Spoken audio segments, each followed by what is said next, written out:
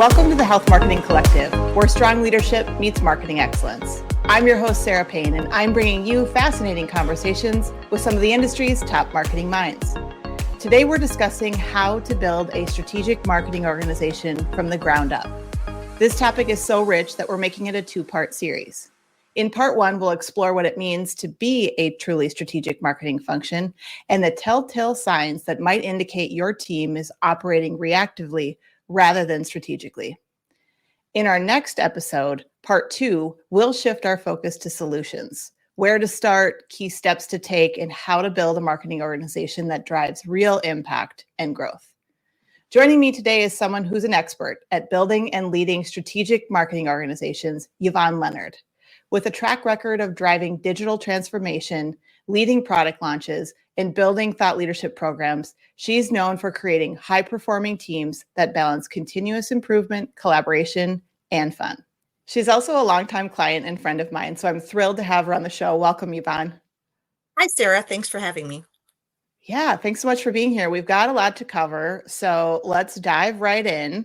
And let's start off with this concept of a strategic marketing function. I don't like to throw phrases around without first creating a common definition and understanding of what we're talking about. So for you, Yvonne, how do you define a truly strategic marketing organization?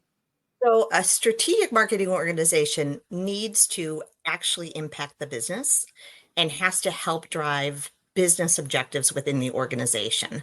So they're not sprinkles. Marketing doesn't do pretty things. Marketing does strategic things and actually can help a company really drive the bottom line and really add to some of that predictability that all companies are looking for, right? Predictability in your growth so that you can continue to grow. And really smart marketing organizations can do that. Love that. Love that definition. And can you elaborate on that a little bit more and talk about the kind of impact that a strategic marketing function can have on the broader organization? And as part of that, if you could address what difference it would make for sales or product development. Okay, great question. So from the standpoint of marketing really being strategic, we really should be able to ultimately help with numbers, help you drive your business. So we should be able to help you say, with this many impressions, we get this many clicks, that many clicks leads to this many leads convert into sales. And you really should be able to almost reverse that math to say, if we have to grow X% next year, it's going to take this much in terms of to get that many clicks, it takes this many impressions, and it costs us this much to get that many impressions. And so that ultimately should be what you can reverse engineer if your job of your marketing team, the primary focus really is kind of that building awareness and lead generation and really trying to drive that into the funnel. In the healthcare industry, marketing can have different roles. Sometimes it's a sales support role more than actually a marketing role. Sometimes it's more product management. I think the other thing that a really strong marketing team understands is, right, to get those clicks, you need to understand how to engage with customers. If you're developing a product, you need to understand how you are going to engage with customers, what customers are looking for from you. And so you can add really beneficial insights into that product roadmap and really drive product development and hopefully avoid some missteps by really understanding that audience. So I think marketing is twofold, right? It's equal part output, but it's that input. And I think the input is what's really often a challenge in some organizations to really focus on what does the customer need? And that is something that marketing really should be kind of the true north, right? Really the guidepost, the true north for this is what a customer is looking for. Out of curiosity, Yvonne, how many times have you done this within your career to build a strategic marketing function from the ground up? It's more than once, right? Yes, I've done it approximately 3 times, and it depends on the organization. I mean, we can count higher. I've been around the block a few times, but different organizations have looked for or asked for different things. So sometimes it's a ground up. Sometimes it's been more of a re-engineering Sure. or a refocusing. So, but I've always been able to kind of re-engineer, refocus, and then grow that team in the way that the organization needs marketing to actually perform, even if they didn't know it needed to perform that way when I Mm. walked in the door. So, yeah. Yeah, actually, that was I was going to ask about that. In most cases, did you know you were signing up for this? I mean, now you're kind of known for this, right? Like you're specifically now hired for this. But were there any situations maybe earlier on in your career where you didn't know the function didn't exist and you were going there or that you were going to have to build it when you showed up? I think I've always had an inkling that I would have to build it. And I think that comes from early in my career, actually being in advertising agencies and working with clients. I Mm. think that broad perspective and understanding the unique challenges that different customers and clients had, you start to see some patterns form. And no marketing organization is perfect, right? We're living, breathing organizations, so there's always room for improvement. But I think the DNA tends to be relatively similar, and the problems tend to be relatively similar. And so when you start uncovering, you usually see some of those problems pop up right away, and then you know you're going to be addressing it. And the problems that pop up tend to be fundamental. They tend to be bedrock problems. And you really have to kind of get back in and make some significant adjustments. Maybe not always in the way an organization thinks you would have to make adjustments. Sometimes I think they think, this team isn't working. We need an overhaul of the team, and it may not be a team problem. It may be a process problem, or it may Mm. be a lack of clarity of roles and responsibilities kind of a problem. And so I think you start seeing the DNA and you start understanding that that's the genetic problem with this organization or this marketing team. And then you go after it to fix it. Yeah, so let's talk about some of the patterns and the symptoms that you've seen. What are some of those biggest red flags or indicators that a strategic marketing function doesn't exist? You started to get into some of that there, but if you could dive a little bit deeper, that would be great. Yeah, so I see one thing that I like to call the bright, shiny object group, right? So when people or teams are focused on what's cool, what is this bright, shiny object? And it's very much talking about cool tactics. That is typically a red flag for a problem. And that problem tends to either be a lack of process or potentially a lack of understanding. So that's one of the things I see. Another common problem when you walk into a marketing organization is a team that it tells you basically our hair is on fire every day. Like Mm. we're constantly behind the eight ball. We can't catch up. We're all burning out. That also tends to be either potentially a process problem or a role clarity problem. And so a lot of things kind of lead back to those issues.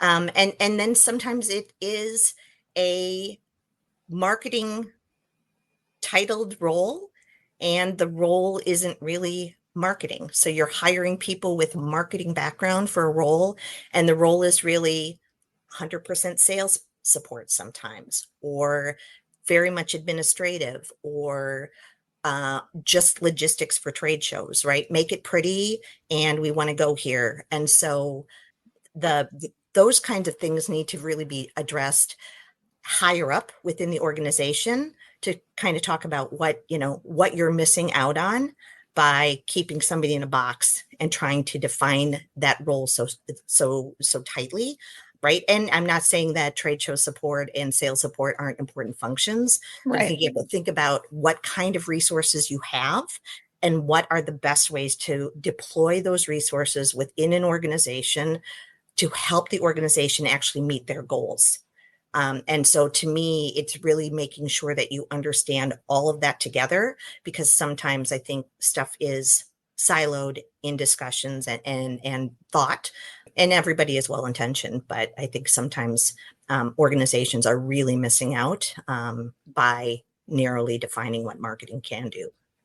Yeah, absolutely. And this, let's be clear, this isn't like startup organizations that only have this problem, right? People might stereotypically think that, but this can be found in organizations of all sizes, right?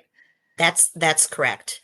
From startups to multinational companies, these problems exist across the board. And again, I think it's important for people to realize that there are some right genetic indications of what these challenges are. And most companies are not alone, and most companies have bits and pieces of these things. Some Sure. companies are more resourced, and marketing is marketing, and then there's marketing communications as a separate role, and then meetings, events, and trade shows, and those kinds of things as another role, and how they interact sometimes also affects kind of where the challenges are within how we take a look at making things better. Can you speak to the lack of clarity around marketing's role within the organization and how that then impacts the team's effectiveness? The challenge with one of the things I love to do actually when I walk into an organization is to ask people, how do you define marketing? And Yes. very frequently, I get as many different answers as the people that I talk to. Sometimes there's some common denominators, but that tends to be an indicator that maybe we need to understand kind of what marketing's role is in the organization. But if you're in an organization where sales leadership thinks one thing and your senior leadership thinks another thing and your product team thinks another thing, it's very easy for a marketer to try to please a lot of different people who have very different desires for what that marketing output is. And so by really kind of pulling back in and getting really clear about what things can be done, and what choices potentially an organization needs to make to actually execute at a higher and more valuable level to the organization. You kind of have to peel that onion back sometimes and start having those discussions. But I would say that's the challenge, right? You can't serve multiple masters. And depending on those dynamics within an organization, I mean, that's a very fast and easy way to burn people out. Yeah, 100%. So in the early days of joining a new organization or restructuring a team, what are some of the key steps that you take, Yvonne, to understand all of these unique challenges that are at play? There are a couple things I typically do. Again, first is to ask people what the role of marketing is, and that to me is an easy one, and it gives you a lot of insight. And then if you talk to the marketing team, right, ask them about what their greatest achievements have been, Mm, and where they feel frustrated. Talk to some of the other parts of the organization that marketing would partner with, and ask them the same kinds of things. Where do you think marketing needs to improve? Where do you think marketing does stuff well? And go in and really listen more than anything else, and understand that everybody is usually coming from a very good place, right? Everybody is well intended, and oftentimes, as we start peeling the onion again, it's a mix of different things. If marketers are talking to you about what their best accomplishment was, and there is no measurement and an mm, objective isn't discussed, you kind of are dealing with potentially bright, shiny objects. Are we focused on tactics? And I think that's a trap that a lot of marketers get stuck in, right? It's a little bit of fire, aim, shoot. Well, yeah, this is a cool thing. So how can we do this without really going back and, understanding you do certain things to accomplish certain objectives. And when you try to reach an objective with the wrong tool, it's not as effective as it could be. So to me, looking at our marketers talking about measurement, right? Objectives of what they're trying to do and measurement. Is the organization frustrated with bright, shiny objects? That they want more bright, shiny objects? If you're not getting measurable objectives that an organization wants the marketing team to do, and it's more conjecture, right? Then you know that we have to have these discussions about making clear goals for the marketing organization, and how do we start doing that. So those are some of the things. Process is another thing, right?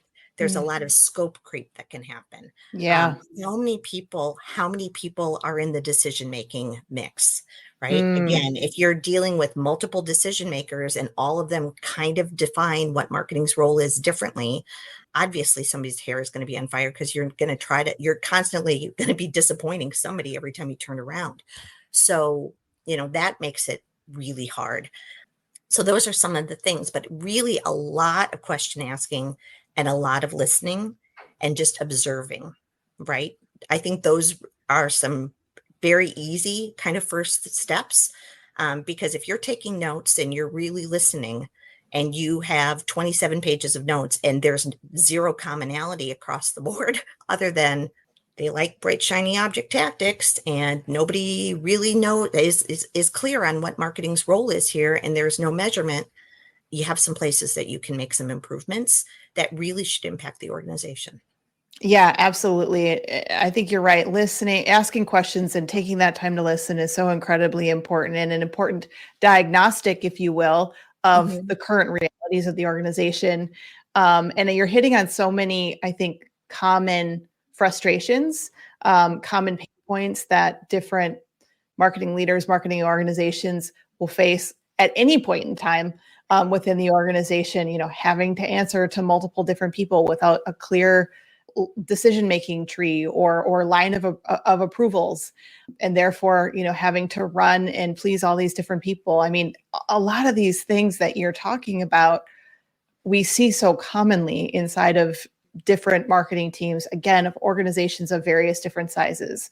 I'm curious, Yvonne, what type of time frame you like to give yourself, early on in a new company, new environment, to do this listening and observing, asking questions process, because there is also the pressure, right, to produce a plan and to, show the organization what this new leadership is going to do. So can you talk a little bit about, generally speaking, what time frame you're doing this early work in? It has to be done typically relatively quickly. Like you said, there is pressure to show that you have improvement. But when you start uncovering things like, do all of you realize that there is no common understanding what marketing's role is? I think you can sometimes start pitching some of the problems that are very solvable, but start talking about the findings that you have. And so start talking about those, listen really well for the first month, and then start diagnosing what you have, and be real clear with your leadership team. Here's what I'm seeing, but I also think it's really important to talk to the marketing team as well and show them, like, here are some of the things that I'm noticing. Again, it's an organizational challenge. This is not on anybody individually. You need to, these are things that I, think we could improve upon and could make everybody's lives better. And so, I would say, diagnose in 30, have kind of a game plan, or at least have those discussions moving up the chain to say, these are things that we need to address. And then that plan for addressing and executing needs to kind of happen all in the first 90 days.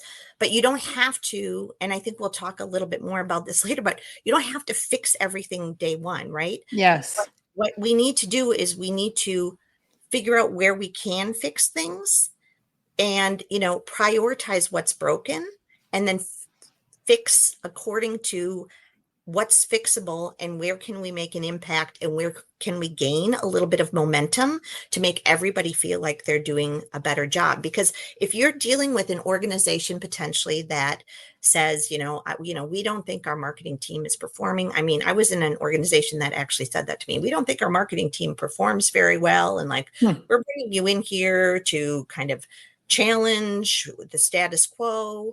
And a lot of it was process issues, right? So it might not be the marketer. And I think it's very unfair to necessarily look at culpable individuals as the immediate fix. Now, you may have a bad, I'm not saying that, like, sometimes there are cancerous individuals within an organization that are just bad news for how things are going to go. But Sure. typically, I think even if people are slightly defensive, right, they're worried about their job and everything else, one of the things that we have to learn as leaders is nobody's going to do their best work if they're afraid, right? It Yes. is paramount. So you need to make sure that you are empathetic and listening. And then if there are issues that you need to do in terms of performance with individuals, those things can be addressed, but you can't come in, with a big stick and start saying, things are going to have to change around here, and, be too bold and too scary. And Yeah. because you'll lose people, or people will clam up and you won't get anywhere. And I think that's something I've learned along my career. I think I was a little bit more gung-ho, we're going to fix this tomorrow. And that doesn't work. You may get change, but what you may lose is really good team members. Yeah. Certainly, because you're trying to prove to your leadership that you can make an impact so fast, but you have to work at the speed of an organization. And I think a lot of it is really great discussion with your leadership team, making sure they understand what you're trying to accomplish, and making sure that that is very open and honest and candid. Yeah. Because I think you have to, if you have process issues and clarity of roles and responsibilities, you can't really judge a human being doing a job when those things are lacking in an organization. And Yes. even though your HR job description says this is the role, in practicality, if that is not the role and that is not the expectation, that has to get fixed before, and you have to give people a chance with more clarity to do the job that you ask them to do. Yeah. I love so much of what you just said there, this coming in, and yes, we have to show some progress and a plan quickly, but in those early days, showing some of what you're hearing, and being able to describe some of those early problems, because that's going to build a lot of sort of trust with you as a leader that you are doing the work, even if you need more time to finish out those listening sessions. And then the other part of that key point that you made there was this is not about throwing the existing marketing team under the bus, right? This is not that, because you do need some continuity. You are going to want to retain some of that legacy knowledge and important legacy knowledge. And you may actually have some high performers there that have just gotten caught in, a trap of not having clarity in the role, or, a strategic leader in there to say, these are the priorities, and to help manage the expectations across the organization. So I love all of that. What advice would you give for someone entering into a similar role like this, who may feel that immediate pressure to make changes? Any other advice that you would give them? Personally, I think the hardest thing sometimes is to go in completely blank slate, right? You may have interviewed with certain people who may have swayed you one way or swayed you another way, or who you're going to report to may see something one way. You need to keep yourself open to, I have to make this decision for myself, and I can't be swayed by other people. Because if you're getting hired to be that person walking in and helping to diagnose, and then help rebuild and refocus a marketing organization, you're hired as the expert. So you can't Yes. allow people who are not marketing experts to sway you. And so that would be, for me, the most important. Open mind, open heart, Really listen. Do not ask leading questions. Leading questions are super easy to get stuck in a trap doing. Don't ask leading questions. You actually have to kind of put on your therapist hat and listen to people and see what you can deduce from that and ask good follow-up questions. But I think not making any decisions until you feel like you have covered your bases before you make, an analysis is important. Yeah, absolutely. Before we wrap this part one of this episode, I did want to ask if you've ever turned down a role where a strategic marketing function needed to be built, wasn't there. And let's take comp off the table, right? Like beyond comp, let's assume the organization's going to pay you what you're worth to do the job at hand. But are there any other reasons why you would turn down a role like this to build this strategic marketing function? A couple of things. Number one, if I think that the leadership's expectations are unrealistic, and yes, I explain, this is going to be a process, da da da da da, and it's a yeah, but. I always feel confident. We can get stuff changed, and we can start making things better, and things better meaning for the marketing team as well as for the organization, right? Yes, That we can do that relatively quickly, but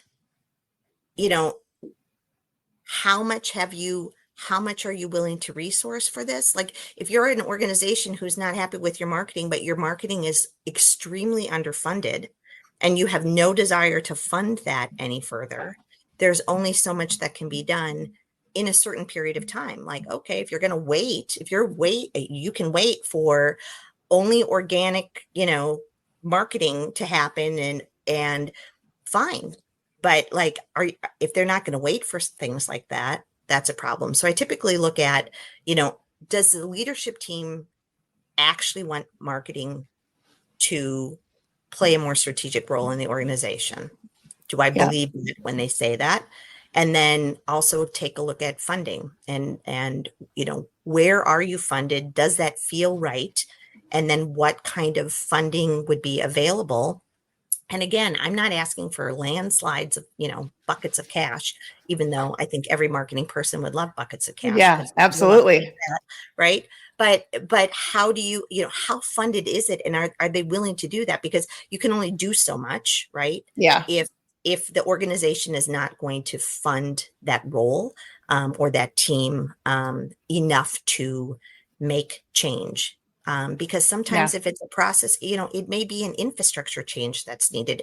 There could be things that the organization is lacking fundamentally to get them to the next level. And if they're not going to, invest in that kind of a situation, that typically is a no-go for me. Yeah, that's well said. Well, we've covered the signs and symptoms that indicate a marketing organization might be operating without a strategic foundation. And I hope this resonates with anyone who's experienced the shiny object syndrome or the constant fire drills. We've all been there. You all are going to get more of Yvonne's insights in our part 2 episode, where we'll dig into how part of this discussion, the tangible steps to transition a marketing team from being reactive to strategic, where each move is data-driven, scalable, and impactful. Be sure to tune in 2 weeks. Yvonne, if folks want to reach out and get in touch with you, how can they connect with you? The best would be just reach out through LinkedIn, Yvonne KF Leonard. Excellent. That's it for today's episode of the Health Marketing Collective, where strong leadership meets marketing excellence, because the future of healthcare depends on it. We'll see you next time.